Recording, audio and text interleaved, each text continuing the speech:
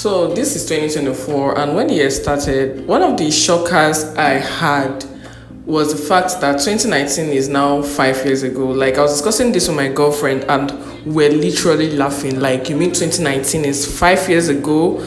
Oops, that shows how time flies. And even the year I added this year was so serious. It's so serious. And I actually realized, girl, you're growing. You're such a grown woman.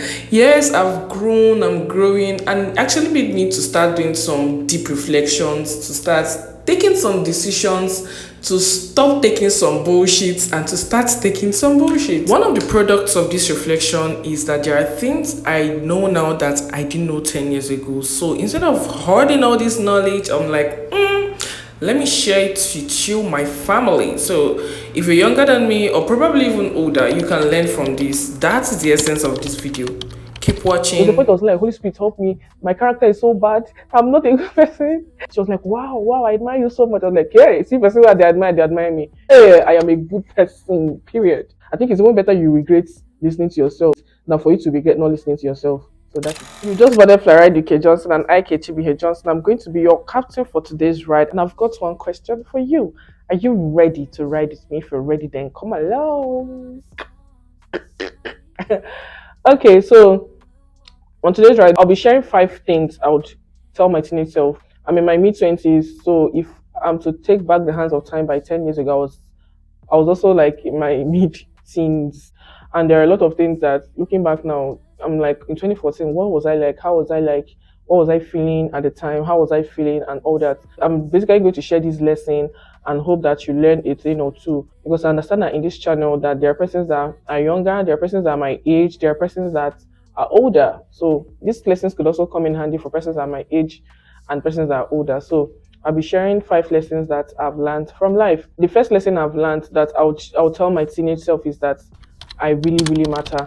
And also, if you're a teenager watching this, you really, really matter. A teenager, young adult, even someone older, you really, really matter more than you think. I know you might be thinking maybe you're probably not from a privileged family, or you think you're not beautiful enough, or handsome enough, or tall enough, or talented enough, or educated enough. But you really, really matter. In the grand scheme of things, you really, really matter. And that is why it's very, very important for when they say discovering your purpose. When you discover your purpose and understand why you are here, you understand that you really matter. There is a purpose God sent you on earth. If he didn't need you, you wouldn't have been born. Like when Kate Johnson is involved in a thing, it makes him more special. I had to come to that point in my life. And I think you should also come to that point in your life that you really, really, really, really matter. Okay? So if there's no other thing you're taking away from this video, understand that you are not a mistake. You didn't come here by chance. It was not a happenstance, but it was divinely orchestrated.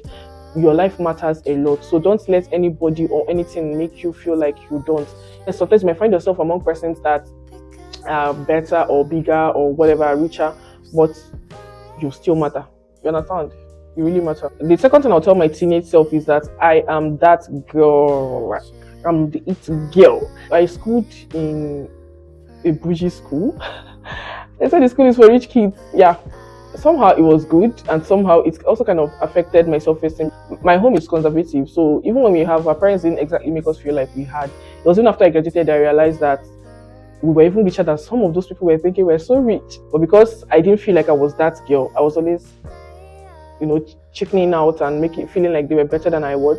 I'm not saying anybody's better, but you get what I mean. So the point is that you are that girl, you are that special. I think it's good that everybody comes to this point in their lives, because what it does is that it helps you to curtail jealousy, it helps you to curtail envy, it helps you to curtail low self-esteem. Because when you understand that you are that girl, you won't care about what any other person has to say, and not in an arrogant way, but in a good way. You would not feel threatened by someone else's presence. You will not feel unimportant. Do you understand? You don't feel envious of something else somebody has, because you know that you also have your own.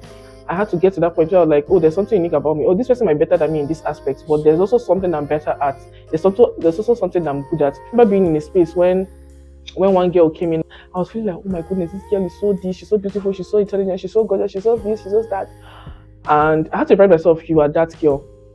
Immediately I reminded myself, every negative feeling that wanted to start creeping up that time was subdued immediately, because I realized that I reminded myself of that. And you know what? I now started living in the reality of who I was, like living in my gifts, living in my talents. And she was like, wow, I admire you so much. I was like, yeah, see, person where they admire me. And trust me, there are a lot of persons that admire you that you probably do not know that they do. So you are that girl, and if you're a male watching this, you are that boy, you are that man, you are that woman. Okay, you are special. You are worth celebrating. Okay. Another lesson I'll tell my teenage self is that the imperfections I was holding on to are not what the perfections I willed. I wasn't the most easy child to raise. I think I kind of had this I had this very strong personality growing up.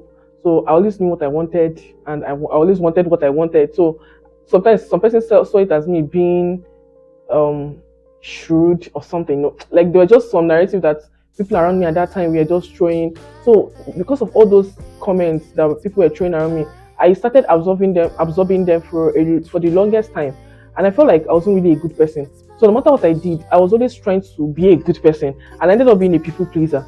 There was a point I was like, Holy Spirit, help me. My character is so bad. I'm not a good person.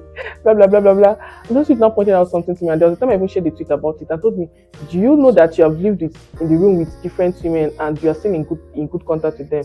That's when I realized that, oh, wow. So I've been able to nurture and maintain relationships with people I lived in the same room with, shared the same toilet with, shared the same bathroom with, at least throughout my uni days and law school.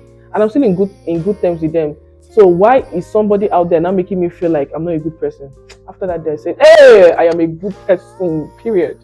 So of course there are things I know I need to work on. Of course I know there are things you need to work on, but don't let the imperfections you have overshadow your perfections. Understand that as imperfect as you are, there are still perfections, there are still things attached to you. Okay? And that lesson I'll tell my teenage self is that you are not crazy, you are correct. So trust your instinct.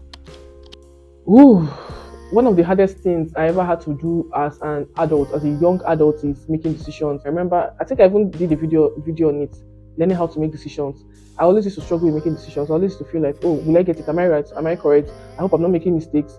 Because I always felt like I didn't trust myself, I didn't trust my instincts, I didn't trust the leading of the Holy Spirit. But now I've realized, studied myself kind of, and I've realized that whenever I'm not comfortable with something in my spirit, something or someone, then there's something, and there's nothing anybody is going to say to persuade me otherwise. Because all the times I didn't trust myself, I ended up regretting it, and the times I trusted myself, I ended up not regretting it. I'm not saying that I'm infallible, right? I'll rather be 95% correct and 5% wrong than for me to be doubting myself. Then I'll be 95% wrong, I'll be 5% correct.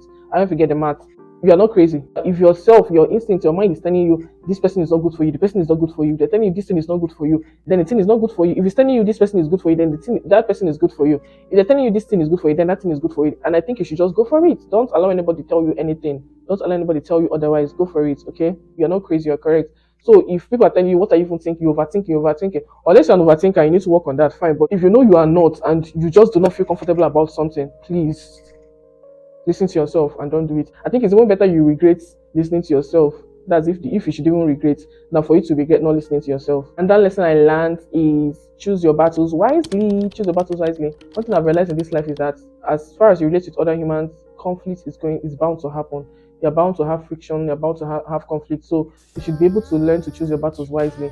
There are times you find out that there are certain things that are not worth talking about. They're not worth parrying about. There's something we call para in colloquial Nigerian English. They're not worth parrying about. Sometimes you will find out that you're actually right or the person is wrong, but because you don't want to lose the friendship or you think more harm will come out from the confrontation you're going to give to that person, you just let it slide. So that by the time more serious things come, you now approach it to the climate. Choose your battles, not everything. You're like everywhere. No. Choose your battles wisely. Trust me, you won't regret this. Then the last but not the least is don't lie around waiting for things to happen. Go out and make things happen. Ooh, this one, no, that thing in my case is different. God will show me God's grace, everything. My destiny helper will locate me. It kind of affected me because I was always lying around waiting for destiny helper to locate me without even realizing that God has given me the grace is even available for me to become a destiny helper myself. It was up until law school that I realized this mistake I had made, and I went all out and said, I'm going to turn the tides around. I'm going to change the narrative. So now when I want to do something, when I want to achieve something, I no longer sit around waiting for someone to come and do it. The only thing I can do is pray. Yes, pray. Maybe if it's something that somebody has to help me to start intentionally form strategic and intentional relationships, nurture them and everything. But you see that thing of lying around and waiting for something to happen, nah, I no more do that unless it's something I know that is not within my power to make happen. But once it's something that's within my power to make happen, I go ahead and do it. 10 years ago, I wasn't that kind of person. I would always wish and hope that somebody would come and do it for me. But champions don't stay around wishing and hoping. They go out and make things happen. I think you should do that. So I hope you found these tips helpful. Which one stood out most for you? Drop it in the comment section. Thank you for reading me. I remain your Captain KTB Johnson. Until next time, don't forget to let your light so shine.